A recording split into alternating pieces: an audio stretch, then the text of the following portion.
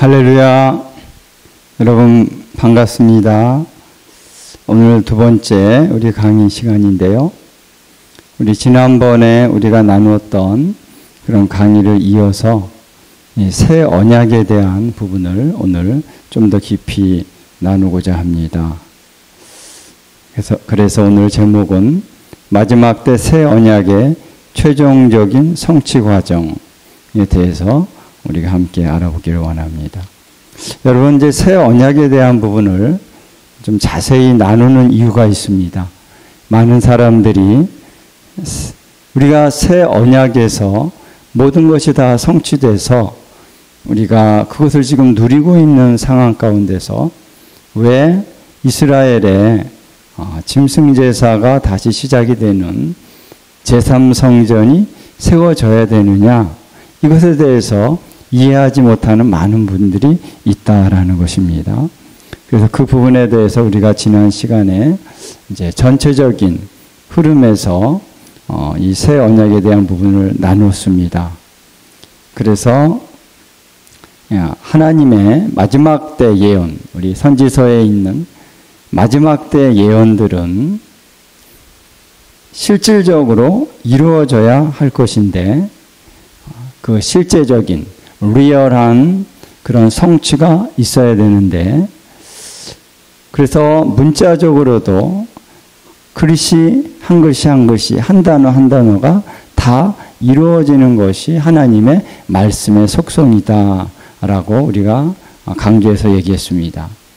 그래서 구약 시대의 그 예언의 말씀은 마지막 때 물리적인 차원 안에서도 다 성취가 될 것이다 라는 것입니다. 그리고 영적인 차원에서도 더 놀라운 차원 안에서 성취가 될 것이다 라고 하는 말씀을 우리가 나눴던 것입니다. 그러나 그것이 왜 예수님의 초림 시대에 그 예언이 다 성취됐다라고 생각하고 있느냐라는 것이죠. 그것은 성경에 분명한 근거의 구절들이 많이 있다는 것입니다. 그러나 거기서 성취됐다는 것은 그 구약의 모든 예언의 말씀이 다 그때 성취됐다라고 하는 것이 아니라 영적인 부분에서 어느 한 부분적인 그런 성취요, 그것은 또한 교회 안에서의 성취라는 것입니다. 이스라엘 전체의 완전한 성취가 아니라 교회 안에서의 성취라고 하는 것입니다. 그런 의미에서도 그것이 성취됐다라고 말할 수 있는 것은 무엇이냐면, 실제적인 성취라고 하는 면에 두 가지 요소가 있다는 것이죠. 하나는 영적인 부분, 그리고 물리적인 부분. 이 두 가지 부분이 전부 다 실제적인 성취에 해당한다라는 것입니다. 그런데 초대교회 시대의 성취는 영적인 성취요, 부분적인 성취요, 어떤 의미에서는 발화적인, 다시 말하면 어떠한 씨가 심어지고 싹이 돋는, 그래서 발화하는 것이죠. 아직 완전한 나무나 완전한 열매가 맺어진 것은 아닙니다. 그러나 씨앗 자체가 생명이요, 싹이 돋은 것 자체가 생명이라는 것입니다. 그래서 초대교회 시대는 그 모든 예언의 말씀에 어떠한 시작적인 그런 의미에서의 성취라고 볼 수 있는 것입니다. 그래서 성경은 그것이 성취됐다라고 말하고 있는 것이라는 것입니다. 그래서 오늘 성경에서 그 예언들이 성취됐다고 말할 때 우리는 잘 분별해서 깨달아야 되는 것이죠. 그것은 영적인 차원에서, 교회 안에서, 그래서 부분적인 차원에서 성취가 된 것이다 라는 것입니다. 그러나 완전한 성취, 물리적인 차원까지도 온전하게, 영적인 차원도 더 충만한 온전한 의미에서의 그런 영적인 차원의 성취는 바로 마지막 때 이 모든 것들이 이루어질 것이다 라고 하는 것을 분명히 우리가 깨닫는 게 참 중요한 것입니다. 그래서 이러한 신학을 우리가 대체주의 신학이라고 얘기했죠. 이 대체주의 신학이 참 큰 문제가 될 수 있습니다. 왜냐하면 이스라엘을 이스라엘로 볼 수 없기 때문에. 그래서 지금 이스라엘 나라에 대한 태도가 우리 안에서 그냥 어떠한 좋은 의미에서 예수님이 태어나신 곳 이런 차원에서만의 의미로 이스라엘을 볼 때는 우리가 이스라엘에 대해서 정말 충분한 그런 지지와 그리고 이스라엘에 대해서 축복을 하고 또 이스라엘이 고난을 당할 때 함께 설 수 있는 그러한 차원까지는 가기가 어려운 것이죠. 그러나 오늘 우리는 이제 온전한 의미에서의 그런 이스라엘 회복에 대해서 우리가 이해해야 될 줄로 믿습니다. 이번에 9월 12일에 유엔 총회가 있으면서 팔레스타인 문제가 해결되기 위해서 평화적으로 해결되기 위해서 두 국가 해법을 이행하기로 결정하는 그 투표가 있었죠. 거기서 142개국이 찬성표를 던졌는데 안타깝게도 우리 대한민국도 그 찬성표를 던졌다는 것입니다. 반대는 고작 10개국이고요. 기권이 12개국이었습니다. 압도적으로 팔레스타인이 문제를 해결하기 위해서는 두 국가 해법으로 가야 된다 그랬습니다. 두 국가 해법이라는 것은 뭐냐면 팔레스타인을 국가로 인정하자라는 것이죠. 예루살렘을 동예루살렘, 서예루살렘으로 나누어서 동예루살렘을 팔레스타인의 수도로 지정하자는 것입니다. 참 말이 안 되는 것이죠. 수도가 반을 갈려졌어요. 그러면은 어떻게 되는 것입니까? 수도를 갈라서 이쪽 나라의 수도, 저쪽 나라의 수도로 만들자는 거예요. 이스라엘의 주요한 그런 도시들이 다 이 팔레스타인 쪽으로 가게 되는 것입니다. 이스라엘로서는 이걸 도저히 용납할 수 없는 그러한 해법입니다. 이것을 이제 전 세계의 다른 나라들이 이스라엘을 향해서 그 해법을 강요하고 압박하는 이러한 결이었다라고 볼 수밖에 없는 것이죠. 그래서 오늘 우리는 이 대체 신학에 대한 우리 극복이 절대적으로 필요하다. 여러분, 이스라엘은 우리가 하나님의 나라 안에서 전체 이 땅 전체 열방 가운데 본다면 이스라엘은요 수도라고 볼 수 있는 것입니다. 우리나라도 6.25 전쟁 때 이 서울을 수복하기 위해서 치열한 접전이 이루어졌습니다. 그래서 인천 상륙작전을 통해서 수도를 회복했습니다. 수도를 하나님은 회복하기를 원하시는 것입니다. 그래서 이 전쟁의 상황입니다. 수도를 회복해야 됩니다. 수도가 회복되기 위해서 예수님께서 오셔야 됩니다. 이 놀라운 역사를 위해서 오늘 우리가 하나님의 나라를 제대로 이해하는 사람이라면 그러니까 이스라엘이 회복되기 위해서 우리는 전심을 다해서 기도해야 되는 것입니다. 그리고 행동해야 되는 것입니다. 섬겨야 되는 것입니다.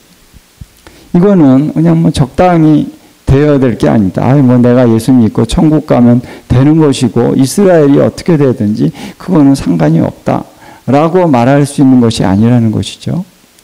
그래서 이러한 절박함과 이러한 당위성과 이러한 하나님의 나라의 회복에 하나님 나라의 도래에 가장 중요한 이스라엘 회복의 문제를 우리는 간과할 수밖에 없는 것이 뭐냐면은 대체주의적인 신학 이 렌즈를 보고는 우리가 이스라엘에 대해서 이러한 하나님 나라에서의 이 중대한 의미를 깨달을 수가 없다라는 것입니다. 그래서 이것을 우리가 바르게 알아야 되고 신학적으로도 바르게 정립해야 될 필요가 있는 것이죠. 그래서 오늘 우리가 이것을 좀 더 깊이 우리가 나누고자 하는 것입니다. 할렐루야. 이해되시죠? 이해하셔야 됩니다. 예. 그래서 우리 하나님의 뜻을 우리가 분명하게 알고 우리가 함께 가야 될 줄로 믿습니다.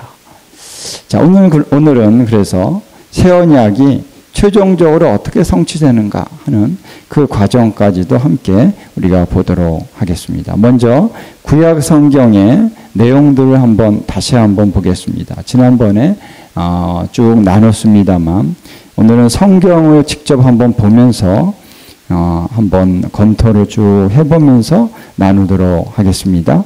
예레미야 31장 31절 40절의 내용을 함께 볼 텐데요. 여러분 이제 성경을 한번 펴보시고요. 한번 같이 이렇게 읽을 때 같이 읽으면서 한번 보도록 하겠습니다. 자, 예레미야 31장 31절로 그 이하의 말씀을 보면은 새 언약을 맺으리라 라고 하는 말씀에서 이것은 이스라엘 집과 유다 집과 맺을 것이다 라고 얘기하고 있죠. 31절에 여호와의 말씀이니라 보라 날이 이르리니 내가 여호와의 집과 유다 집에 새 언약을 맺으리라 그랬습니다. 33절에 보니까 그러나 그날 후에 내가 이스라엘 집과 맺을 언약은 이러하니 여기서는 그냥 이스라엘 집만 언급하고 있죠. 자, 그래서 이것은 뭐냐면은 새 언약이라고 하는 것을 이스라엘 집과 유다 집으로 이제 두 집과 맺을 것이다 그랬습니다. 이것은 이제 다분히 북이스라엘과 남유다에 대한 것을 언급하는 것이라고 볼 수 있죠. 이 예레미야 시대에는 북이스라엘이 멸망한 지 얼마 되지 않았고 그리고 남유다도 위태한 그런 상황 가운데 있었던 시절이기 때문에 이 시대에서는 북이스라엘과 남유다의 구분이 아주 분명한 그런 시기에서 주님 예언한 것이기 때문에 이 두 지파를 다 얘기하는 것이 두 국가를 어떻게 보면 어떤 국가였죠. 이렇게 나누어진 두 국가를 얘기하는 것이라고 말할 수 있는 것입니다. 자, 그런데 이제 그 다음에 이어지는 내용을 한번 보면요. 이스라엘이 영원한 나라가 된다라고 하는 말씀이 있습니다. 36절에 보면은 자, 이스라엘 자손도 내 앞에서 끊어져 영원히 나라가 되지 못하리라 이런 말씀이 있습니다. 그래서 오늘 이 말씀을 보면서 이렇게 자세히 읽지 않은 사람은 이스라엘 나라가 영원한 나라가 되지 못하리라 그러셨네 이렇게 넘어가면 안 되죠. 잘못 읽는 것입니다. 그 앞에 있는 35절부터 보면은 해의 법도 달과 별들의 법도 바다가 또 소리치게 하시는 이 하나님의 이 모든 법도가 영원하다는 거예요. 그래서 흔들리지 않는다는 것입니다. 변치 않는다는 것입니다. 그래서 이 법도를 내 앞에서 폐할진대 이것은 폐하여지지 않는다는 것이죠. 그래서 이스라엘 자손도 내 앞에서 끊어지지 않고 영원한 나라가 될 것이다 라고 말씀하고 있는 것입니다. 이 반어법을 두 번의 부정을 사용해서 강한 긍정을 얘기하는 것이죠. 또 37절도 마찬가지입니다. 하늘을 측량할 수 있느냐? 땅의 기초를 탐지할 수 있느냐? 없다는 거예요. 우리가 어떻게 그것을 탐지할 수 있습니까? 그렇다면 이스라엘 자손도 그들이 행한 모든 일로 말미암아 내가 버리는 것이 없을 것이다. 버리지 않는다는 것입니다. 그들이 어떤 행위를 해도 어떠한 죄악을 저질러도 주님은 다시 그들을 이끌어 오셔서 그들이 버림받지 않게 하리라 라고 주님 말씀하시는 거죠. 세 번째는 예루살렘 성이 구체적으로 건축되어져서 영원히 무너지지 않게 되리라고 하는 선언의 말씀을 38절로 40절에 하고 계십니다. 자, 그런데 여기서 보면 예루살렘 성이 아주 구체적으로 지명도 나오고 거기에 어떤 모퉁이라든가 골짜기라든가 기드론 시내라든가 이런 어떤 지역의 그 구체적인 명칭까지도 다 얘기하면서 이 예루살렘이 다시 회복될 것이다. 이렇게 얘기를 하고 계시는 것입니다. 이것은 다시 말하면 이스라엘이 영원한 나라가 되고 예루살렘이 영원히 무너지지 않는다는 것은 물리적인 차원 안에서도 성취된다는 것입니다. 성경에 보면요, 예루살렘, 이스라엘이 영원히 있을 것이다 라고 하는 말씀이요, 여러 군데 있습니다. 여러 군데. 자, 그래서 이러한 물리적인 차원에서 이스라엘이 영원히 있게 되고 예루살렘 성이 영원히 무너지지 않게 된다고 하는 이러한 예언의 말씀들과 함께 이스라엘 집과 유다 집에게 새 언약을 맺을 것이다 라고 말씀하고 계신다라는 것입니다. 그래서 이 말씀이 이렇게 예언이 한꺼번에 쭉 진행되는 것이지 새 언약은 따로 아니잖아요.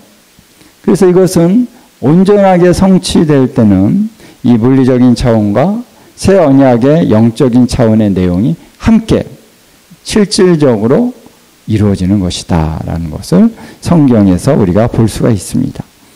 그 다음에 에스겔서 36장 37장을 보면요, 자, 참 에스겔 36장부터 37장의 말씀은 참 놀라운 말씀입니다. 자, 이스라엘 백성들이요, 다시 거주하고 정착하기 위해서 이스라엘 산들이 다시 준비되어질 것이라고 말씀하고 있는 것입니다. 이스라엘 산들이라고 하는 건 바로 이스라엘 땅이라고 볼 수 있는 것이죠. 이스라엘에 그 산들이 많이 있는데 그 산들이 이제는 준비되어져서 경작될 것이다. 이스라엘 백성이 오면 그들이 거주하면서 경작하면은 거기에서 이제 소산이 날 수 있도록 그 땅이 미리 준비하는 것입니다. 놀라운 말씀입니다. 그렇다면 그 전에는요, 이스라엘 백성들이 오기 전에는 이스라엘 땅이 반응을 하지 않습니다. 그래서 황폐한 땅이 됐습니다. 사람들이 와서 거주할 수 없는 그런 황폐한 땅이 됐습니다. 실제로 이스라엘 백성들이 초기에 독립하기 전에 1948년도 독립 이전에 그 전에도 많이 그들이 들어가서 그 땅을 경작했어요. 그런데요, 거기에 막 그 늪지대가 많고요, 막 전염병이 돌고 그래서 초기에 많은 사람들이 개간하다가 죽는 사람도 많았다 그럽니다. 그런 어떤 과정을 거쳐서 이제 이스라엘 땅이 지금은요, 옥토와 같은 땅이 됐죠. 세계에서 참 대단히 발달된 농업 국가가 됐습니다. 거기에 과일이나 채소나 이런 곡물들 얼마나 이게 좋은지 모르죠. 거기서 또 소고기, 닭고기, 양고기 이런 고기들도요, 너무 맛있습니다. 청정지역이죠. 청정지역. 우리나라로 말하면 청정지역에서 이런 고기들이 다 나오는 것입니다. 그래서 이스라엘이 산들이 준비되어졌습니다. 이것을 이제 36장 앞부분에서 얘기합니다.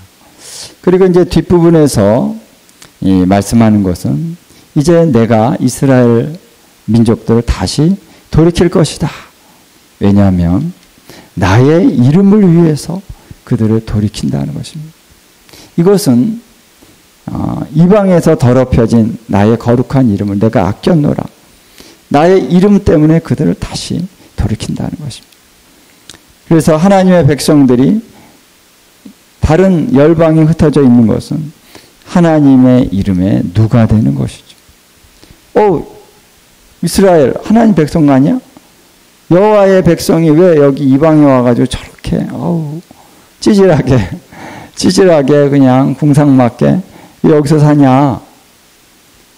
하나님이 진짜 하나님 살아계시나? 많은 이방인들이 이 이스라엘의 하나님이신 여호와를 망령되게 일컫고 망령되게 생각할 수밖에 없는 그런 상황이라는 것입니다. 그래서 하나님께서 나의 이름 때문에 이스라엘 다시 돌이키리라. 할렐루야. 그래서 반드시 이스라엘은 돌아온다는 것입니다.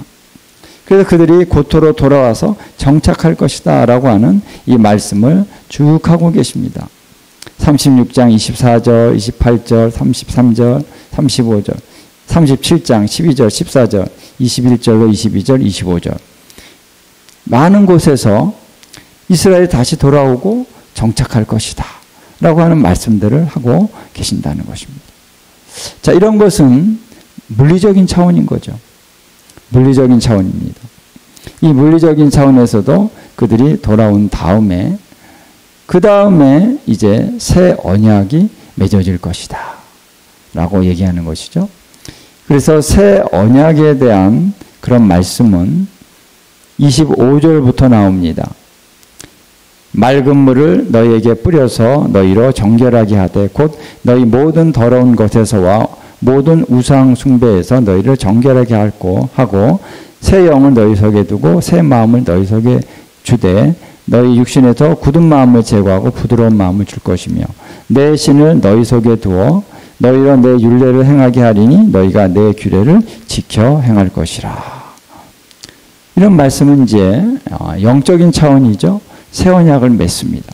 새 언약은 이제 더 이상 어떤 양피지라든가 어떤 돌판에 새기는 그러한 율법을 거기다 새기는 것이 아니라 너희의 마음에 새기겠다. 너희의 마음에 내 영을 너희 마음에 두겠다. 그래서 이것이 바로 성령으로 말미암아 우리 가운데 내주하시는 그런 하나님의 새 언약의 그런 모습인 거죠. 자, 이 언약을 맺기 위해서 그러나 물리적인 차원에서 이스라엘이 돌아와야 된다. 그리고 정착해야 된다. 그래서 정착하고 있는 그 사이에 거기에서 주님은 새 언약을 맺고 성령께서 거기에 역사하시는 것입니다. 할렐루야. 자, 에스겔 37장에 보면은 유다와 그 짝 이스라엘 자손과 요셉과 그 짝 이스라엘 온 족속이 새 언약의 대상이 될 것을 여기서 얘기하고 있는 것입니다.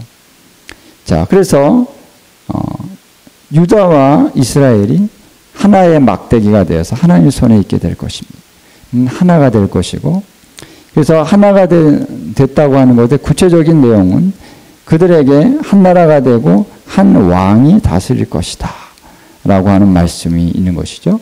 37장 22절에 보면은 그 땅 이스라엘 모든 산에서 그들이 한 나라를 이루어서 한 임금이 모두 다스리게 하리니 그들이 다시는 두 민족이 되지 아니하며 두 나라로 나누어지지 아니할지라. 자, 여기 보면은 한 나라를 이룬다 하는 말씀이 있습니다. 24절, 25절. 24절도 보면은 내 종 다윗이 그들의 왕이 되리니 그들 모두에게 한 목자가 있을 것이라. 25절. 자자손손이 영원히 거기서 거주할 것이요 내 종 다윗이 영원히 그들의 왕이 되리라 그랬습니다. 자, 그래서 이스라엘의 상황이 어떤 상황이냐면 한 왕이 다스리는 하나의 나라가 된다라는 것이죠. 그 다음에 화평의 언약을 세우고 영원한 언약, 다시 말하면 새 언약이 이루어지게 될 것이다 라고 26절에 말씀하고 있습니다. 그리고 영원한 성소가 세워져서 주님의 영원히 거하실 처소가 되게 하리라. 26절에서 28절에 보면은 이 말씀이 나옵니다. 자, 그래서 이 새 언약을 맺으시는 이 상황은 36장 25절 이하에 이 새 언약을 맺으시는 모든 배경은 그들이 돌아오고 그들이 정착하고 그들에게 한 왕이 있게 되고 그리고 나서 화평의 언약을 세우고 그 다음에 영원한 성소가 그들 가운데 거여서 주님께서 거기에 영원히 함께 계시고 그들도 영원히 거기에 정착하게 된다라고 하는 말씀이 있습니다. 그래서 이제 그들이 돌아오면 다시는 그들이 흩어지지 아니할 것이다. 다시는 그들이 나라가 나누어지지 아니할 것이다. 그래서 주님이 거기에 영원히 함께 계실 것이다 라고 말씀하고 계시는 것입니다. 이것이 이제 곧 이루어질 이스라엘의 회복에 대한 내용이다 라는 것이죠. 자, 그 다음에 이제 에스겔 40장부터 48장에 보면요, 성전의 구조가 자세한 모습으로 나타나고 있고요.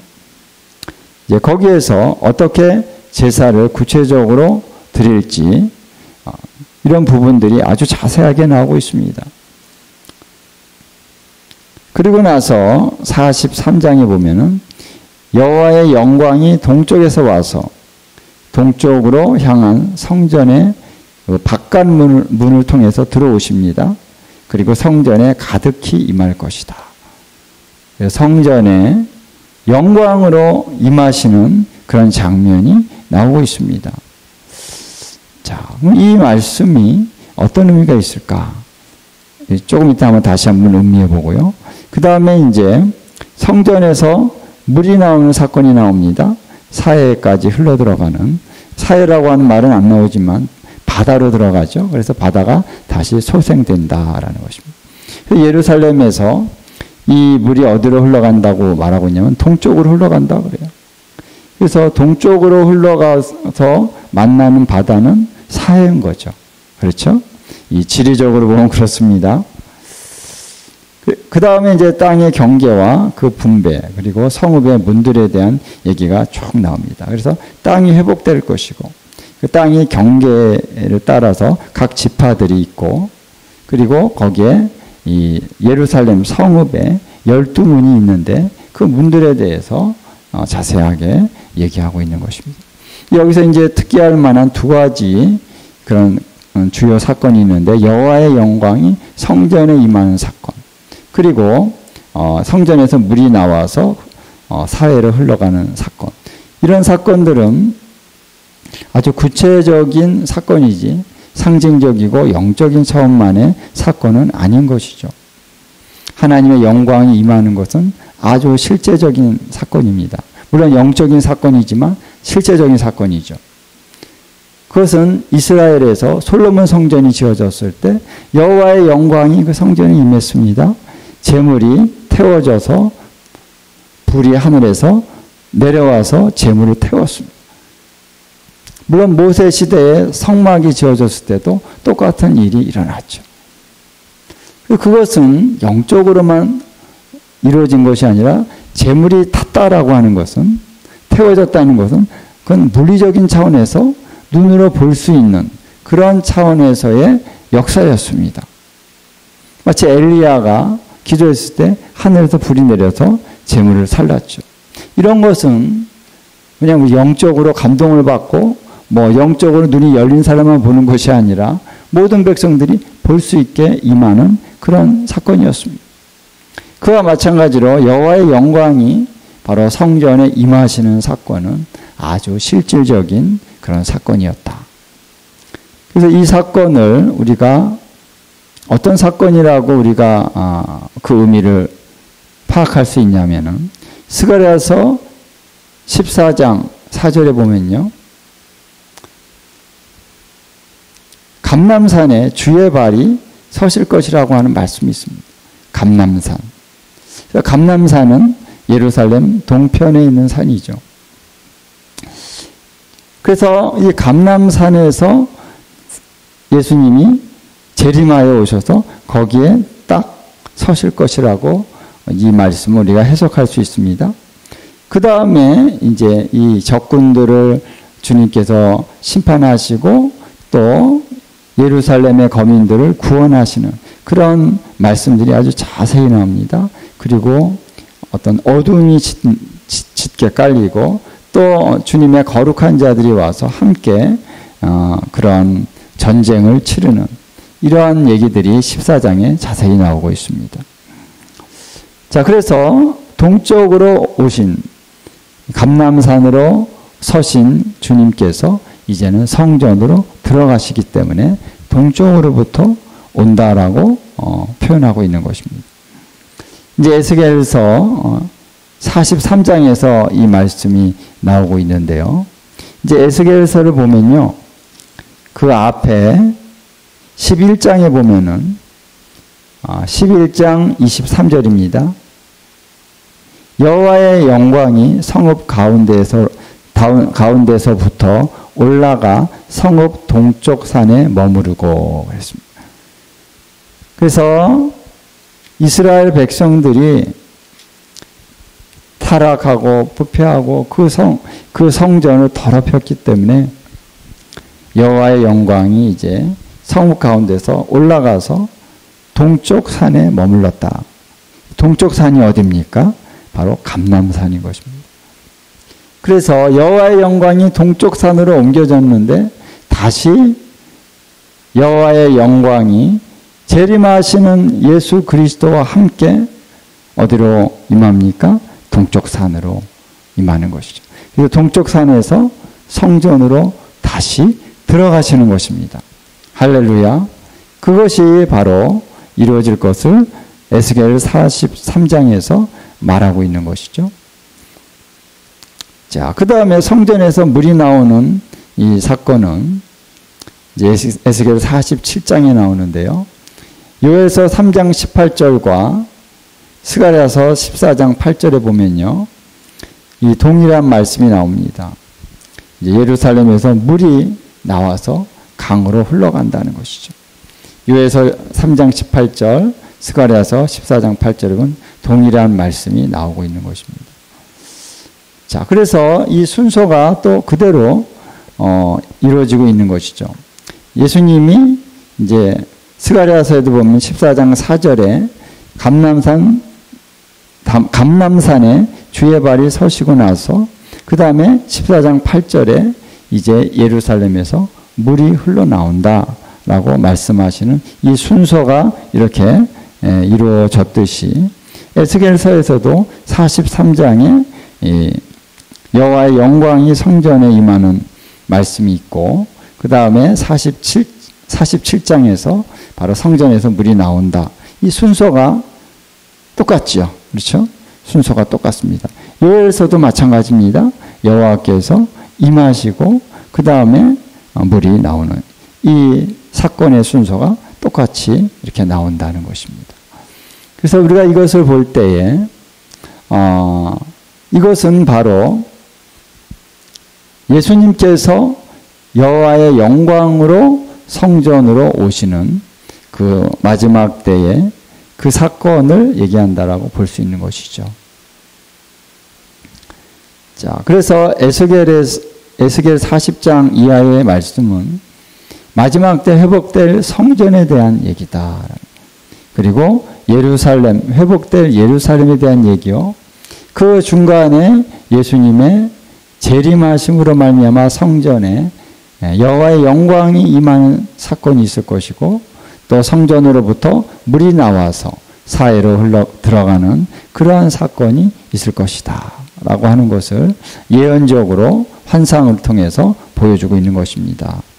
여기서도 이 성전이 회복되고 또 성전에서 물이 나오고 여호와의 영광이 임하고 성전에서 구체적인 성전 제사가 드려지는 것이죠. 이런 구체적인 내용까지도 다 나오고 있는데 굉장히 구체적이고 아주 물리적인 차원에서의 회복이 자세히 나오고 있는 것을 볼 수가 있습니다. 그래서 마지막 때는 주님의 이 말씀이 다 이루어질 것입니다. 하나님의 말씀은 1.1이라도 변함이 없이 다 성취될 것이다 라고 말씀하고 있기 때문에 이 말씀이 온전하게 이루어질 것을 우리는 믿어야 합니다. 믿어야 하는 것이죠. 왜? 우리 하나님의 말씀은 전능하신 분의 말씀이기 때문에 한 말씀도 땅에 떨어지지 않고 다 성취될 것입니다. 할렐루야. 우리가 그 하나님을 믿고 있습니다. 할렐루야. 자, 그 다음에 큰 환난 시기에 제사의 근거, 구절들과 내용들을 한번 보겠습니다. 자, 다니엘서에 보면은 매일 드리는 제사가 폐하여진다는 그런 구절들이 쭉 나와 있습니다. 그래서 8장, 9장, 11장, 12장에 이런 구절들이 한번 참조해 보시고요. 읽어 보시면은 나중에 우리가 다니엘서도 할 때 좀 더 구체적으로 말씀드리겠습니다만 일단 다니엘서에 이 성전의 제사, 매일 드리는 제사가 폐하여진다라고 하는 구절이 있다는 것이죠. 이것은 그러니까 매일 드리는 제사가 이루어졌다가 그것이 폐하여지는 때가 있을 것이다. 그 다음에 이제 요엘서에서 소제와 전제를 드리지 못한다고 하는 그런 구절들이 세 군데 나옵니다. 1장 9절, 13절, 그리고 2장 4절 이렇게 나오는 것이죠. 자, 그래서 소제와 전제는 매일 드리는 제사의 핵심적인 제사들입니다. 그래서 이것은 매일 드리는 제사가 폐하여진 상황을 의미하고 있는 것이죠. 그래서 다시 소제와 전제를 드리기를 갈망하며 또 하나님 앞에 부르짖어 기도하는 그런 장면들이 요엘서 1장, 2장에 나오고 있는 것입니다. 그래서 민수기 28장 5절, 7절, 8절을 보면은 매일 드리는 제사에서 바로 소제와 전제에 대한 얘기가 나옵니다. 다른 것도 있고요. 번제도 있고 또 다른 부분들이 있습니다만 이 소제와 전제 두 가지만 얘기했지만 이것은 바로 매일 드리는 제사를 얘기하는 것이라고 볼 수 있는 것이죠. 자, 그래서 크늘란 시기에도 이런 제사가 이루어졌다라고 하는 것을 성경이 말씀하고 있다라는 것입니다. 천년왕국 시대의 절기와 제사의 모습이 어떠했는가? 여러분, 천년왕국 시대, 이 시대에도 바로 성전이 있고 거기에서 제사가 이루어졌다라고 하는 말씀들이 성경에 있다는 것이죠. 자, 스가랴 14장을 보면요. 초막절에 이방인들이 예루살렘에 와서 경배할 것이다. 이 경배라고 하는 건 물론 제사하고는 다릅니다. 초막절에 이방인들이 와서 예루살렘으로 올 것이다. 그래서 예루살렘으로 올라오지 않는 그런 민족들은 하나님께서 비를 내리지 아니하시는 재앙을 내리실 것이다. 성경이 그렇게 얘기하고 있습니다. 그래서 초막절이라고 하는 절기가 지켜진다는 것이죠. 그 우리가 알 수 있습니다. 자, 그 다음에 이제 스가랴서를 보면 이제 말방울까지 20절, 21절에 보면은 말방울까지 여호와께 성결이라고 하는 이 기록이 그것이 이게 기록된다는 것이죠. 말방울까지도 이제 바로 거룩하고 성결케 된다는 거죠. 성전에 있는 모든 솥이 제단 앞 주발과 같이 거룩해질 것이다. 제단 앞에서 사용하는 이 주발과 같이 성전에 있는 모든 솥이 다 거룩해질 것이고 예루살렘과 유다의 모든 솥이 성물이 될 것이다. 거룩해질 것이다 라고 얘기하고 있어요. 자, 다시 말하면은 이것은 제사와 관련된 성물이 확대될 것이다 라는 것이에요. 뭔가 좀 변화가 있는 것이죠. 예, 어떤 변화가 있습니다. 그래서 그전에는 그냥 예루살렘 안에, 성전 안에 있는 것은 아주 거룩해서 이것이 뭐 밖으로 나가도 안 되고 이것을 뭐 누군가가 건드려도 안 되고 또 밖에 있는 그런 것을 가지고 그것으로 이제 제사를 드린다. 이거는 있을 수 없는 얘기였습니다. 그러나 하나님의 거룩함이 확대되어지기 때문에 이런 일들이 가능하게 될 것이다 라고 하는 것을 예언적으로 말하고 있죠. 이런 얘기들은 아주 실제적인, 아주 물리적인 차원에서의 실제적인 얘기가 아닐 수 없는 것입니다. 이런 일들이 이제 있을 것이다 라고 예언을 하고 있는 것이죠.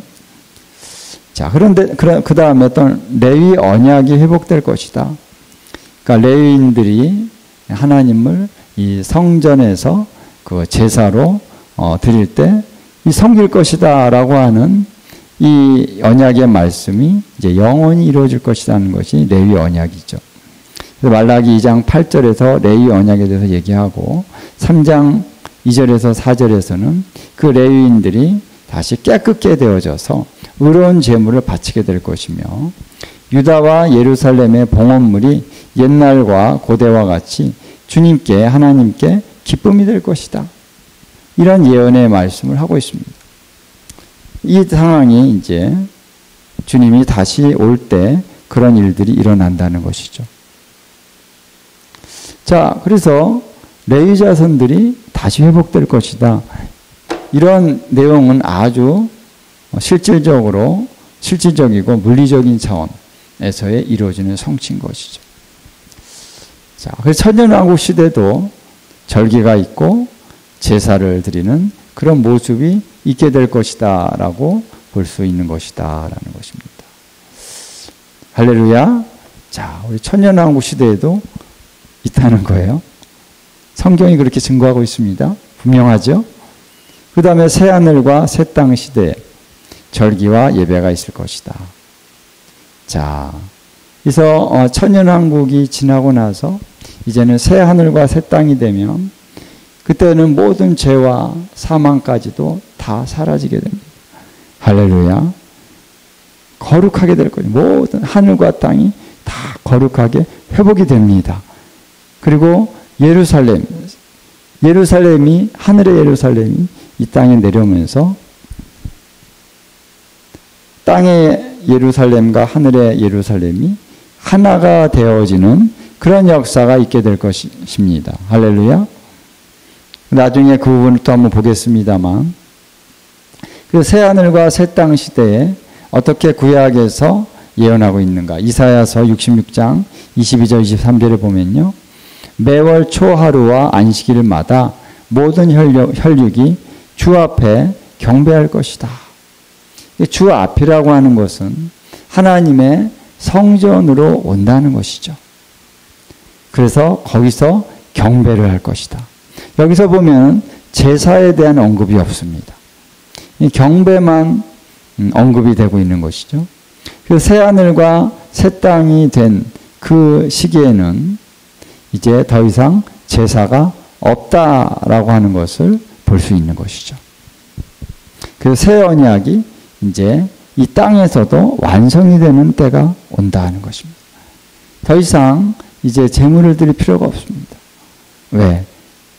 죄의 존재가 사라졌고 사망이 없습니다. 성전이 있을 필요가 없습니다. 제사를 드릴 필요가 없습니다.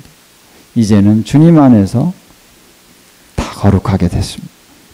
그래서 주님을 경배하는 일만 있는 것입니다. 할렐루야. 자, 이제는 우리 신약 성경에 나타난 부분을 우리가 함께 좀 나눠보도록 하겠습니다. 자, 할렐루야. 잘 따라오고 계시죠? 예. 축복합니다. 신약 성경에 나타난 새 언약의 성취와 관련된 내용들을 봅니다. 먼저 우리 새 언약은 예수님께서 성만찬을 하시면서 사도들과 함께 세우셨죠. 이 떡을 먹어라, 이 잔을 마시라.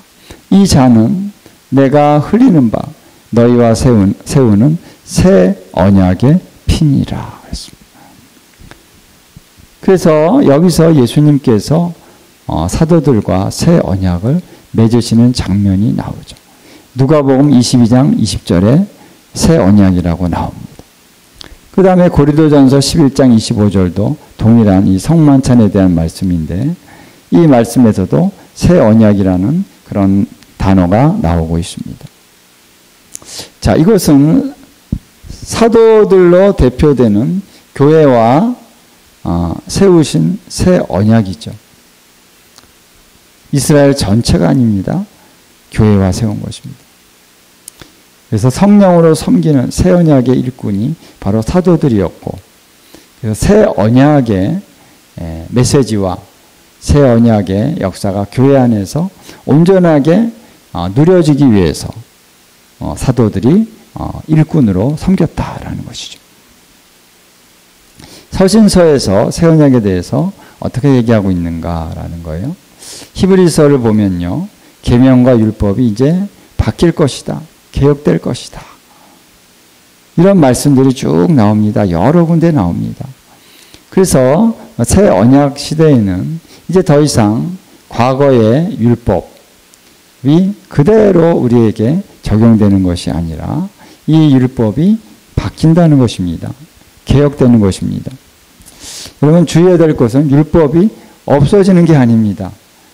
율법이 폐하여지는 것이 아닙니다.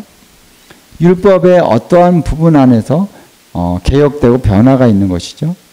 그래서 우리는 이제 새 언약 시대에도 법이 없는 게 아닙니다. 어떤 법이 있습니까? 생명의 성령의 법이 있는 것입니다. 할렐루야. 법이 없는 게 아닙니다. 이거에 대해서 이제 좀 우리 깊이 나눌 필요가 있습니다. 그래서 그리스도의 법이라 그랬죠. 그리스도의 법. 그리스도의 노모스, 토라. 그것을 성취해라. 그렇게 성경은 얘기하고 있습니다. 그러나 이제 과거 옛 언약에서의 계명과 율법과는 다른 차원이다라는 거예요. 개혁이 됐다, 바뀌었다는 것입니다. 그래서 옛 언약의 제사직분, 제사장, 제물, 성전 등 이 물리적인 요소가 없어져 갈 것이다. 이렇게 분명하게 성경은 얘기하고 있습니다. 옛 언약의 요소가 없어져 갈 것을 언급함에 있어서 그 최종적인 시점이 언제냐라고 하는 것은 분명하게 나오지 않고 있어요. 없어져 갈 것이다 그랬습니다. 없어졌다 이렇게 얘기하지 않았죠? 히브리서를 잘 봐야 됩니다. 그래서 새 언약이 분명히 교회 안에 누리고 있습니다. 시작이 됐습니다. 그러나 이 물리적인 요소, 성전이라든가 재물이라든가 이런 것들은 없어져 가는 것이다. 미래적으로 얘기하고 있어요. 언제 이것이 다 없어질 것이냐? 그것은 히브리서에서 얘기하고 있지 않다. 그래서 우리가 성경을 이해할 때요, 정확하게 이해를 해야 된다. 히브리서를 보면서, 야, 이거 봐라. 이 새 언약이 성취됐다 그러지 않았냐? 그러면서 이제, 그러면 짐승제사는 당장 없어져야지. 이렇게 우리는 얘기하고 있는 것이죠. 그래서 예레미야 31장 31절 이하를 분명히 히브리서에서 인용합니다. 자, 그런데 히브리서에서 한 4개의 구절을 쫙 인용을 했지만 이 4개의 구절이 지금 신약시대 때 물리적으로 다 이루어졌다라고 하는 말씀이 아닙니다. 그 중에 새 언약을 맺었다 하는 이 구절이 지금 그 시대의 영적인 차원이요, 교회 안에서 이루어졌다. 이것을 얘기하는 것일 뿐이지. 그래서 그 전체를 인용했을 뿐이지, 이 물리적인 차원까지도 다 이루어졌다라고 하는 그런 의미가 아니라고 하는 것을 우리가 이해할 필요가 있습니다. 그래서 예레미야 31장부터 34장 이 4개의 구절이 전부 다 온전하게 물리적인 차원까지 이루어지는 시대는 바로 마지막 때라는 것입니다.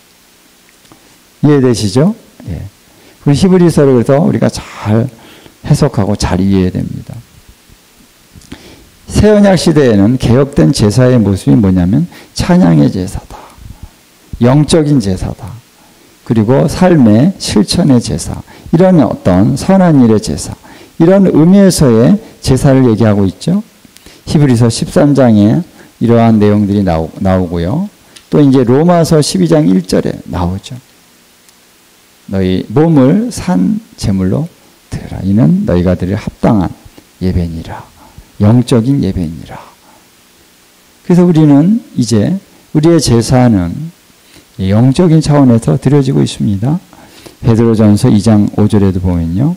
영적인 제사, 신령한 제사를 드리는 거룩한 제사장이 될지니라. 우리는 제사장입니다. 할렐루야. 근데 우리의 제사는 영적인 제사를 드리는 것입니다. 영적인 제사. 자, 그래서 서신서에도 이 새 언약에 대한 근거 구절들을 쭉 얘기하고 있습니다. 자, 그러면 이제 계시록에서 나타난 새 언약의 완성된 모습은 어떤 모습인가를 한번 우리가 보도록 하겠습니다. 자, 계시록에는 땅의 성전에 대한 계시가 나와 있습니다. 11장 1, 2절에 보면요. 자, 큰 환란이 있게 될 때에도 성전과 제단과 그 안에 경배자들은 보존될 것이다 라고 볼 수 있습니다. 왜냐하면 그들을 측량하라 그랬습니다. 측량하라고 하는 것은 존재하고 있다는 것이죠. 환란이 있는 상황 속에서도 그렇다는 것입니다. 그러나 성전의 바깥마당은 이방인들에게 내주었으니 이방인들이 그걸 짓밟는다. 짓밟는 그 영역에 속하게 된다라고 하는 말씀을 하고 있는 것입니다. 그리고 예루살렘이 42개월, 즉 후 3년 반이라고 봅니다. 후 3년 반, 나중에 설명할 기회가 있으면 또 그것에 대해서 얘기하겠지만 저는 후 3년 반으로 봅니다. 예루살렘이 42개월간 후 3년 반 동안 이방인에게 짓밟힐 것이다. 누가복음 21장 24절의 말씀과 동일한 말씀으로 보는 것이죠. 한번 읽어보면은 그들이 칼날에 죽임을 당하며 모든 이방에 사로잡혀 가겠고 예루살렘은 이방인의 때가 차기까지 이방인들에게 밟히리라. 21장은 바로 이 예수님의 재림이 임박한 그 상황 속에서 이 큰 환란의 상황을 얘기하고 있는 그런 말씀입니다. 예루살렘이 이방인에게 밟히리라. 자, 그래서 이러한 상황 속에서 땅의 성전은 바깥 마당은 이방인들이 그것을 짓밟습니다. 그러나 성전과 제단, 성전 안에는 우리가 이해하고 있는 성소와 지성소가 있죠. 그리고 그 성전 앞에 제단이 있습니다. 그래서 거기서 그 제단은 안마당에 있는 거죠. 안뜰에 있습니다. 구조상 안뜰에 제단이 있는 것이고 바깥뜰이 있는 것이 바깥 마당이 있는 것이죠. 그래서 바깥 마당까지는 이방인들이 더럽히지만 이 성전의 그 안뜰부터는 이방인이 짓밟지 못한다라는 거기에 경배자들이 있다는 것입니다. 제사는 못 드립니다. 제사는 드릴 수가 없습니다. 그러나 경배자들이 하나님을 경배하는 것은 거기서 하게 될 것이다 라고 하는 것입니다. 이 부분에 대해서도요, 나중에 우리 두 증인과 관계된 그런 예언의 말씀인데요. 요한계시록을 해나갈 때 좀 더 자세하게 여러분들에게 말씀을 드릴 것입니다. 하늘의 제단과 성전이 나타난 구절들이 있습니다. 요한계시록에 보면요, 제단에 대한 또 성전에 대한 이런 구절들이 쭉 나오고 있죠.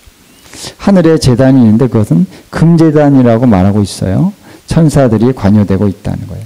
그래서 제단을 이렇게 관리하는 그런 관장하는 천사들이 있다라는 것입니다. 그 제단에는 뭐가 있습니까? 이사야서에 보니까 숯불이 있다는 거예요. 불이 있다는 거예요. 이 불을 가지고 던지기도, 이게 땅에 던지기도 하고요. 이사야가 하늘에 올라갔을 때 내 혀가 너무 부정해서 정말 내가 화로다 나요 그랬습니다. 그래서 이 천사들이 와서 이 스랍 천사죠. 스랍 천사들이 와서 이 불로 이 숯불로 이사야의 입에 이렇게 딱 대니까 정결해졌습니다. 할렐루야. 그래서 이 숯은 정결케 하는 그러한 어떤 능력이 있는 그러한 숯이요, 그런 불이요, 돌입니다. 불타는 돌이라고 할 수 있습니다. 에스겔서에 보면 불타는 돌입니다. 자, 이 부분은 사실 에스겔서, 이사야서, 또 다른 성경의 구절이나 또 요한계시록을 보면은 하늘에 금제단이 있다는 것입니다. 할렐루야. 그 다음에 성전의 나타남과 마지막 때 재앙은 긴밀하게 연결되어 있다는 것이에요. 그래서 성전이 이렇게 나타나고 거기에 뭐 언약궤도 보이고 성전의 문이 열리고 뭐 이러한 어떤 말씀들과 재앙이 연결되어 있습니다.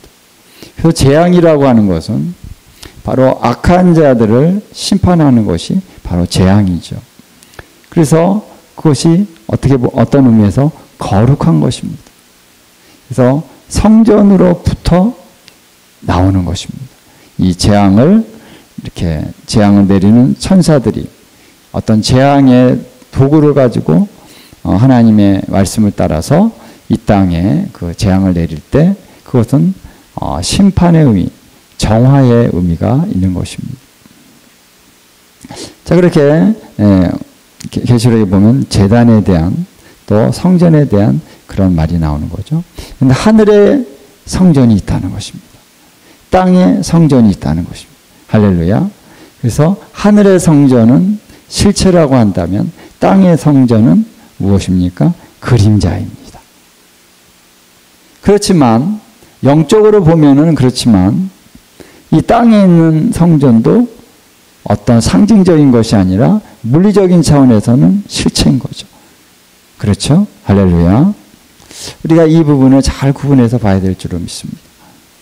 자, 그 다음에 새하늘과 새 땅이 회복된 그 시기에는 새 언약이 완성된 모습이 될 것이다 라고 하는 것을 요한계시록에서 보여주고 있다라는 것입니다. 자, 요한계시록을 한번 보면요.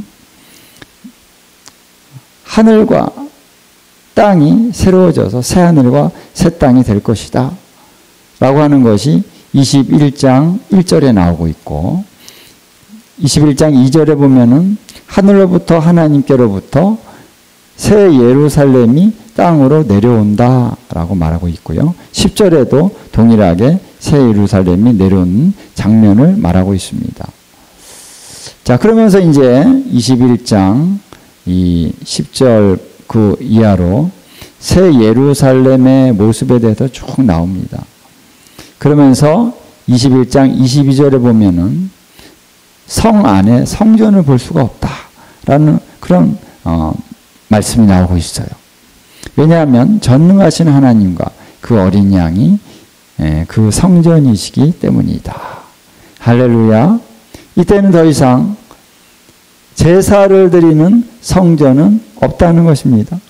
그냥 하나님의 보좌에 그 보좌 앞에서 백성들이 하나님을 경배하며 찬양할 것입니다. 그러나 제사는 없습니다. 왜? 죄와 사망의 권세가 이미 심판을 받았기 때문입니다. 예, 그렇죠? 할렐루야. 그래서 이 하늘에서 성전이 없다라고 하는 것은 땅에서도 없다는 것이죠. 물론 새 예루살렘이 이 땅으로 내려왔기 때문에 땅과 하늘이 합쳐진 것입니다. 연합된 것입니다. 그래서 하늘에나 땅에나 이제는 더 이상 제단이나 성전은 사라졌다는 것입니다. 이제 뭡니까? 개혁이 된 것입니다. 바뀌어졌습니다. 예배가, 제사가 바뀌어졌습니다. 그래서 천년왕국 시기에는 여전히 땅과 하늘에 성전이 있을 것이라고 하는 것을 우리가 알 수 있습니다. 다시 말하면 하늘은 실체요, 땅은 그림자로 서로 연결된 것입니다. 하늘의 영역에 있으니까 땅의 영역에도 있게 되는 것이죠. 그러나 죄가 사라지면 제단이나 성전은 더 이상 필요하지 않습니다. 그렇죠? 에덴 동산에 어떤 제사를 드렸습니까? 에덴 동산 처음에 이 부패하고 타락하기 전에 그런 거 없었죠. 그런데 인간이 죄를 범한 다음에 처음 이 제사를 드리는 장면이 이제 가인과 아벨이 제물을 들고 제사를 드렸다 하는 그런 말씀이 나오고 있습니다. 그때 이제 제사 제도가 이제 확립이 되기 위해서 하나님이 그렇게 하신 건데, 근데 실패를 했습니다. 가인이 아벨을 죽였으므로. 그러나 다시 이제 셋을 낳고 에노스 시대에 비로소 여호와의 이름을 부르더라, 이렇게 성경은 말하고 있습니다. 그래서 에노스 시대에 여호와의 이름을 불렀다라고 하는 것은 제사 제도가 확립이 됐다는 것입니다. 그래서 하나님 앞에 이 제사를 드리면서 하나님을 경배할 때 여호와의 이름을 부르면서 제사를 드리는 것이고, 그때 하나님께서 찾아오시는 것이죠. 제사는 하나님의 임재가 그들 가운데 오기 위해서 제사를 드리고 경배를 드리는 것입니다. 자, 그러한 어떤 이제 시작이 있었다라는 것입니다. 죄가 있기 때문에. 근데 이제 죄가 이제는 더 이상 사람들에게 존재하지 않습니다. 이 땅과 하늘에 죄가 없습니다. 그러면 더 이상 이 제사 예배, 제사를 드리는 예배는 필요가 없는 것이죠. 그러니까 없어지는 것입니다. 할렐루야. 너무나도 성경적이죠. 성경적입니다. 그래서 이제는 새 언약이 물리적인 차원 안에서 완전히 성취되어져서 이제는 주님이 우리 안에, 우리가 주님 안에 있게 되는 것입니다. 자, 요한계시록 보면 참 놀랍습니다. 그리고 나서 최종적인 어떤 회복에 대한 말씀 보면요. 22장, 이 한 구절을 더 보겠습니다만 22장을 보면요. 이제 새 예루살렘에 대한 얘기죠. 다시 3절에 다시 저주가 없으며 하나님과 그 어린 양의 보좌가 그 가운데 있으리니 그의 종들이 그를 섬기며. 할렐루야. 우리가 구원받은 주의 백성들이 이제 종들이 됩니다. 종. 왜 종이 됩니까? 이것은 어떤 노예가 됐다 이런 의미가 아니라 하나님을 섬기는 자, 제사장이 됐다는 것입니다. 할렐루야. 하나님이 우리를 구원하시는 목적이 무엇입니까? 우리 요한계시록을 보면 여러 구절이 나와요. 우리를 왕과 제사장으로 부르셨다는 거예요. 우리를 피로 사신 이유가 뭡니까? 우리가 주님의 보혈로 우리를 구속하신 이유가 뭡니까? 우리를 왕과 제사장이 되게 하려 합니다. 그래서 우리는 전체적으로는 주님의 통치에 동참하는 왕입니다. 이건 단수입니다. 왕입니다. 우리가 함께. 그러나 제사장들, 이거는 복수입니다. 그래서 우리 한 사람 한 사람이 다 주님을 섬기는 제사장들이 된다는 거예요. 어떤 의미에서? 주님 앞에 예배하는 자, 경배하는 자가 된다는 거예요. 그 다음에 놀라운 것은 뭐냐면 그의 얼굴을 볼터이어 그의 이름도 그들의 이마에 있으리라. 이 하나님의 종들의 이마에 하나님의 이름이 있다는 거예요. 그리고 그분의 얼굴을 볼터이어. 이 말씀이 참 놀라운 말씀입니다. 아무도 하나님을 본 사람이 없어요. 왜? 우리가 죄인이기 때문에. 그리고 인간이 어떠한 영적인 영광의 차원으로 우리가 변화되지 않고는 하나님을 얼굴과 얼굴을 맞대고 볼 수가 없는데, 이제 부활의 몸을 입고 이제 천년왕국을 지나고 새하늘과 새 땅이 되고 새 예루살렘이 하늘에서 이 땅으로 내려오게 되면 이제 하나님의 종들, 주님의 백성들이 하나님의 얼굴을 그대로 보는 것입니다. 어떠한 휘장이나 어떠한 것을 거치지 않고 그냥 얼굴과 얼굴을 맞대고 하나님의 얼굴을 보게 된다. 할렐루야. 완전한 회복의 때가 오게 되는 것입니다. 그래서 이제 제사나 이런 게 필요 없는 거예요. 휘장이 있고 지성소, 성소 갈라지고 이런 게 없습니다. 이제는 그때가 되면은 하나님을 그냥 아버지로서, 그냥 아들이 아버지를 그냥 얼굴 맞대고 보는 것입니다. 아빠. 그리고 예배하는 것입니다. 할렐루야. 놀라운 회복의 때가 오게 될 것입니다. 자, 마지막으로 한 가지만 더 우리가 좀 다루겠습니다. 새 언약을 맺는 대상의 문제입니다. 아까 우리 유다 집과 이스라엘 집과 새 언약을 맺었다라고 이제 예레미야서에선 얘기하고 있다는 것이죠. 근데 예수님께서는 사도들로 대표되는 교회와 새 언약을 맺었지 이스라엘 전체와 언약을 이 초림 당시에는 맺지 못하셨습니다. 그렇죠?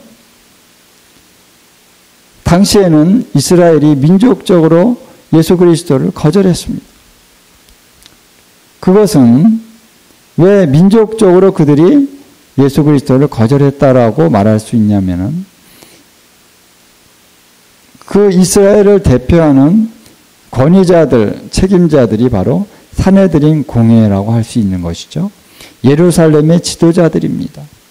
제사장, 대제사장, 또 장로들 이런 사람들이 예루살렘에서 살면서 그들이 바로 이스라엘의 대표적인 그런 권위자로 있었던 것이죠.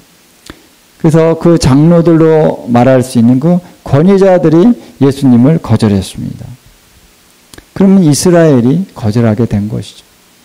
이번에 대한민국도 유엔총회 가서 이스라엘 두 국가 해법에 찬성표를 던졌습니다. 너무 안타까운 것은 우리는 원치 않는데 그들이 그 정치가들이 가서 그 표를 던졌습니다. 뭐 대한민국이 던진 거예요. 나도 할 수 없이 거기에 속하게 될 수밖에 없는 상황 속에 있게 되는 것입니다. 이 대표성의 원리라고 하는 것이 그래서 참 중요한 것입니다. 그래서 우리가 나라의 그 지도자들을 위해서 기도해야 되는 것이죠. 자, 그래서 이스라엘은 이 권위자들이 예수님을 거절하면서 그들이 예수님을 거절하는 상황 속에 들어가게 된 것입니다. 그런데 이제 다시 그들이 예수와를 환영하게 될 때 예수와께서 이스라엘의 왕이 되신다라는 것입니다. 마태복음 전체를 한번 우리가 자세히 보는 것도 중요한데요. 간단하게라도 23장을 한번 보면요. 23장에 37절 예루살렘아 예루살렘아 선지자들을 죽이고 내게 파송된 자를 돌로 치는지 하여 그랬습니다. 여기서 예루살렘이라고 얘기하는 것입니다. 그래서 보라 너희 집이 황폐하여 버려진 바 되리라. 그것은 예루살렘을 얘기하는 것은요. 바로 이스라엘의 지도자들을 얘기하는 것입니다. 이들이 선지자를 죽였습니다. 이들이 예수님도 거절했습니다. 그래서 너희 집이 이제 황폐해진다는 거예요. 그런데 이제 39절에 보면 내가 너희에게 이르노니 이제부터 너희가 찬송하리로다 주의 이름으로 오시는 이여 할 때까지 나를 보지 못하리라 하시니라.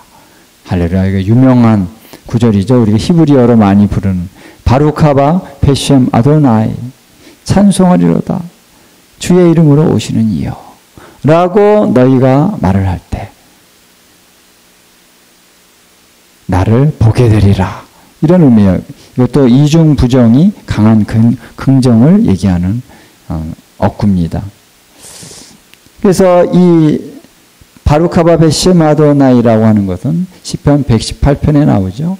이거는 초막절에 해당하는 그런 시편입니다. 이 초막절 절기에 해당합니다. 초막절이 되면 바루카바 베셴 아도나이 이제 그들이 예수님을 환영합니다. 왕으로서 그들이 예수님을 환영한다는 그런 얘기입니다. 할렐루야. 자, 그래서 그때가 되면 그날이 되면 이제 예루살렘의 지도자들이 그래서 여기서 말하는 건 그냥 이스라엘이 아니고 바로 예루살렘에 있는 지도자들을 얘기하는 거예요. 예루살렘에 있는 지도자들이 바루카바 베셴 아도나이 하면서 예수 그리스도를 환영하게 되면 이제 내가 너에게 올 것이고 너희를 내가 대면하여 보게 될 것이다. 할렐루야. 그것의 구체적인 의미는 바로 왕이 된다는 것인데요. 이사야 24장 23절에도 바로 이러한 구절이 나오고 있습니다. 이사야 24장은 마지막 때 예수님이 재림하시기까지의 그런 어떤 극심한 재앙과 환난과 이런 얘기들이 나오고 있는 것이죠. 그래서 마지막 24장 마지막 절인 23절에 보면 그때에 달이 수치를 당하고 해가 부끄러워하리니 이는 만군의 여호와께서 시온산과 예루살렘에서 왕이 되시고 할렐루야. 이 모든 환난의 어떤 최종 종착지는 뭡니까? 예수와께서 예루살렘과 시온산에서 왕이 되시는 것입니다. 이 천하의 이 땅의 왕이 되시는 것이 최종적인 그 시점, 그것이 바로 초막절을 의미하는 것이죠. 그때에 그 장로들 앞에서 영광을 나타내실 것임이라. 이 장로들 앞에서 영광을 나타내신다는 말씀이 있죠. 왜 장로들이라고 하는 그런 단어가 언급되고 있습니까? 예, 왕이 되기 위해서는, 이스라엘에서 왕이 되기 위해서는요, 지금처럼 우리 백성들 전체가 투표하고 그런 게 아닙니다. 장로들이 그 나라의 그 민족의 장로들이 바로 왕을 추대하고 왕으로 모시고 그러면은 왕으로 선포하고 그러면은 왕이 비로소 왕이 될 수 있는 것입니다. 그런 절차가 반드시 필요하다라는 것이죠. 할렐루야. 그래서 주님이 오시는 그날에 바로 이러한 일들이 일어나게 될 것이다 라는 거예요. 그래서 요점은 뭐냐면은 초림 시대에는 새 언약을 유다 집과 이스라엘 집과 하는 이 전체적인 이스라엘 전체와 새 언약을 맺은 것이 아니다라는 것이죠. 사도들로 대표되는 교회와 새 언약을 맺은 것입니다. 그 당시에는 사도들만 있었죠. 11사도 있었습니다. 한 명은 중간에 나갔죠. 11사도와 이 새 언약을 맺으셨습니다. 그러나 마지막 때는 이제 전 이스라엘이 다 예수님을 왕으로 모셔드리는 그런 합법적인 절차가 진행이 되어지면서 예수님이 비로소 이스라엘의 왕으로 세워지실 것이다. 할렐루야. 이것을 얘기하고 있는 것입니다. 자, 그래서 새 언약이 어떻게 완성되느냐, 어떤 과정을 통해서 온전한 의미에서 성취되느냐 하는 것을 성경을 전체를 한번 봤습니다. 자, 그래서 오늘 우리는 이 대체 신학적인 관점 안에서 지금이 이 새 언약 시대에 무슨 제3성전이 세워지고 짐승 제사가 무슨 다시 부활하고 이거는 말도 안 돼라고 말하는, 그래서 이스라엘은 다시 물리적으로는 회복되는 게 아니야. 성전은 다시 회복되는 게 아니야. 이렇게 얘기하는 많은 사람들에 대해서 우리는 분명한 성경적인 근거를 가지고 얘기를 해야 됩니다. 하나님의 말씀과 같이 이스라엘은 반드시 회복이 된다라는 것입니다. 물리적인 차원에서도 이 구약의 모든 예언의 말씀은 성취될 것이다 라고 우리가 분명하게 얘기하면서 그 이스라엘이 회복되기 위해서 우리가 기도로 또 헌신으로 섬기면서 하나님의 뜻이 이루어지는데 우리가 동참할 수 있는 저희들이 될 수 있기를 바라고요. 우리 대한민국이 그래서 이스라엘의 회복과 이스라엘이 세워지고 이스라엘을 지지하는 그러한 나라가 되기를 위해서 우리는 정말 기도해야 될 줄로 믿습니다. 그래서 하나님의 이 놀라운 역사에 우리 대한민국 한국교회가 적극적으로 하나님 동참할 수 있게 해주십시오. 정치계가 바뀌어서 하나님 이것을 이스라엘 회복을 반대하는 이러한 자들이 딱 사라지고 이스라엘의 회복을 지지하고 이스라엘을 축복하고 지지하는 그러한 정치가들이 하나님 일선에 서게 하여 주시옵소서. 이러한 기도로 우리가 나가야 될 줄로 믿습니다. 함께 기도하겠습니다. 하나님 아버지 감사드립니다. 오늘 우리가 이스라엘 회복에 대해서 최종적인 성전과 새 언약의 성취에 대해서 하나님 우리가 함께 성경을 통해서 자세히 나눴습니다. 하나님 우리가 분명하게 이제 알게 해주십시오. 분명하게 깨닫게 하여 주십시오. 그래서 주님은 반드시 그 모든 말씀을 1.1핵이라도 땅에 떨어지지 않고 다 성취되게 하실 우리 하나님이심을 우리가 믿게 하여 주시고 이 말씀을 붙들고 우리가 기도하게 하셔서 하나님의 뜻이 하늘에서 이루어짐과 같이 이 땅에서도 이루어지는 역사에 우리가 온전히 동참할 수 있는 저희들이 되어지기를 원합니다. 주님 오실 날이 가까이 왔습니다. 그래서 주님이 임하실 그 처소를 예배하기 위해서 반드시 이스라엘이 회복되어져야 된다고 하는 이 진리를 우리가 온전히 붙들게 하여 주시옵소서. 그래서 오늘 우리가 진리 안에서 거룩해지게 하시고 새로워지게 하시고 이 진리를 위해서 충고하고 기도하고 싸우고 전진하는 우리 믿음의 성도들이 될 수 있도록 저희들이 이끌어 주시옵소서. 이 말씀으로 함께하는 우리 모든 이들을 예수 그리스도의 이름으로 축복합니다. 감사드리며 예수님의 이름으로 기도하옵나이다. 아멘.